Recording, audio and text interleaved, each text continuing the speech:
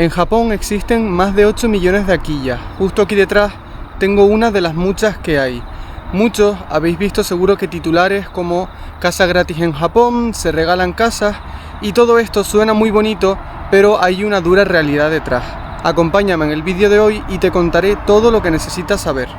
En Japón hay un fenómeno del que cada vez se habla más, las hakiyas o casas abandonadas. Cuando lo escuchamos por primera vez parece increíble. Se dice que hay millones de viviendas vacías, que algunas se venden por precios ridículos y que hasta es posible conseguir una casa gratis. La idea de poder mudarse a Japón y vivir en tu propia casa por apenas unos miles de yenes suena demasiado buena para ser verdad. Pero, ¿qué hay de cierto en todo esto? ¿De verdad es posible tener una casa gratis en Japón? ¿Y por qué nadie las quiere? Hoy vamos a descubrirlo. La palabra hakiya significa literalmente casa vacía. Y en Japón ese término se ha convertido en todo un símbolo de un problema social cada vez más visible, el abandono masivo de viviendas. Las causas son varias: baja natalidad, envejecimiento de la población y éxodo rural. El resultado es que barrios enteros, sobre todo en zonas rurales, están llenos de casas cerradas, algunas bien conservadas y otras en ruinas. Según las estadísticas oficiales, hay más de 8 millones de hakiya en Japón, lo que representa aproximadamente el 13% de todas las viviendas del país. Y lo más alarmante, se estima que en el año 2038 podría llegar a ser un tercio del total. Ahora bien, lo que a todos nos llama la atención son los titulares como casa gratis en Japón o casas abandonadas en Japón. Y sí, en algunos municipios existen programas llamados Hakiya Banks, donde los ayuntamientos publican viviendas abandonadas que buscan nuevos dueños. En algunos casos, la transacción puede ser de 0 yenes, literalmente, pero aquí está la trampa. Muchas veces esas casas están en condiciones pésimas, techos hundidos, filtraciones de agua, presencia de moho o incluso termitas. Algunas están llenas de pertenencias del antiguo propietario, y en Japón vaciar una casa puede costar muchísimo dinero, porque hay que pagar a empresas de desecho especial. Además, aunque la compra no cueste nada, hacerse dueño significa heredar también todas las obligaciones fiscales, así que gratis no son. Muchos habréis visto a influencers que se compran una hakiya y documentan todo el proceso en YouTube o en redes. Entran en una casa llena de polvo, la limpian, la reforman poco a poco y lo convierten en una especie de serie que engancha muchísimo. Y claro, esos vídeos suelen tener millones de visitas, con lo que al final generan ingresos que les ayudan a pagar las obras, los impuestos e incluso les dejan beneficios. Otros también incluso tienen contratos hechos con propias inmobiliarias, porque a raíz de esos vídeos muchísima gente muestra interés y le preguntan cómo conseguir una hakiya. Pero ojo, no os dejéis engañar por eso. Muchos de esos creadores en realidad ni siquiera viven en la casa. Simplemente la usan como escenario para hacer contenido y cuando se apaga la cámara se vuelven a su piso en Tokio.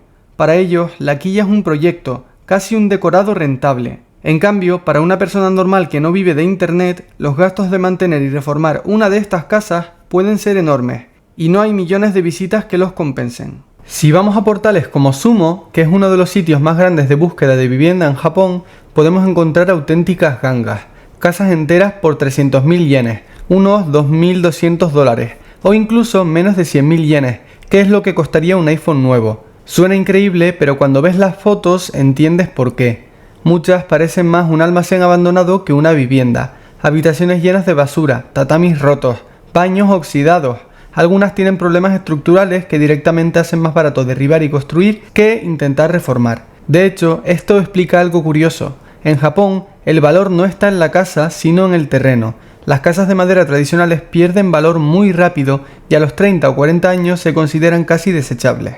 Por eso, a menudo, cuando compras una hakiya, lo que realmente estás pagando es el terreno. Si estás interesado en aprender japonés, en mi academia Ikigai Nihongo Academy, tienes niveles desde lo más básico hasta avanzado, y una lección de prueba para que la pruebes sin compromiso. Toda la información está en la web, te dejo el enlace en la descripción. Y aquí llegamos a lo más importante, los impuestos. Aunque la vivienda te haya salido gratis, eso no significa que no tengas que pagar. En Japón, ser propietario implica varios gastos anuales. Lo primero es el impuesto a la propiedad, que es un impuesto anual calculado según el valor del terreno y de la construcción, incluso si la casa está en ruinas. Si el terreno vale algo, lo pagarás cada año. Segundo, el impuesto de planificación urbana. En ciertas zonas, además del impuesto a la propiedad, hay un recargo para financiar planes de desarrollo urbano. Y por último, el impuesto de adquisición, que se paga una vez al adquirir la propiedad, incluso si es de segunda mano. Y ojo con esto, si decides demoler la casa y quedarte solo con el terreno, puede que los impuestos suban. ¿Por qué? Porque hay reducciones fiscales que solo se aplican si el terreno tiene una vivienda encima. Al tirar la casa, pierdes ese beneficio. Así que no solo no es gratis, sino que puede salir más caro mantener un solar vacío que conservar una vivienda medio en ruinas.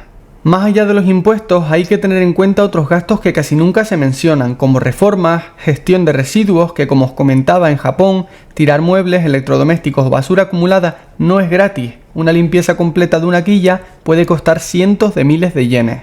Mantenimiento mínimo, seguro y servicios básicos como el agua, electricidad, gas, aunque no se usen ya que hay tarifas mínimas. No es raro que los propios herederos rechacen la herencia de una quilla porque saben que mantenerla es más caro que dejarla en manos del ayuntamiento. Entonces, la pregunta del millón, ¿vale la pena comprar una quilla o no? Pues depende del objetivo. Para alguien que busca simplemente una vivienda barata en Japón, la respuesta suele ser no, porque los gastos a largo plazo superan con creces el precio inicial. Pero hay casos en los que sí puede ser una oportunidad. Por ejemplo, personas que quieren vivir en el campo con más espacio y tranquilidad. Inversores que planean convertir una quilla en un minshuku o alojamiento turístico.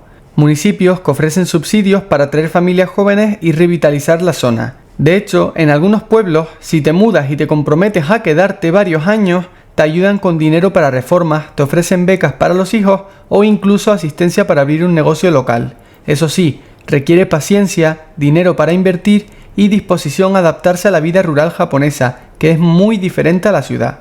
En conclusión, sí, en Japón existen millones de aquillas y algunas incluso se ofrecen gratis, pero la realidad es que detrás de cada casa abandonada hay mucho gasto oculto, impuestos, mantenimiento, trámites y reformas muy costosas. Por eso, más que una ganga, suelen ser un peso del que los japoneses intentan librarse. Ahora bien, para quien esté dispuesto a invertir tiempo y dinero, una quilla puede convertirse en un proyecto interesante y en una forma de conectar con un Japón más auténtico, lejos de las grandes ciudades.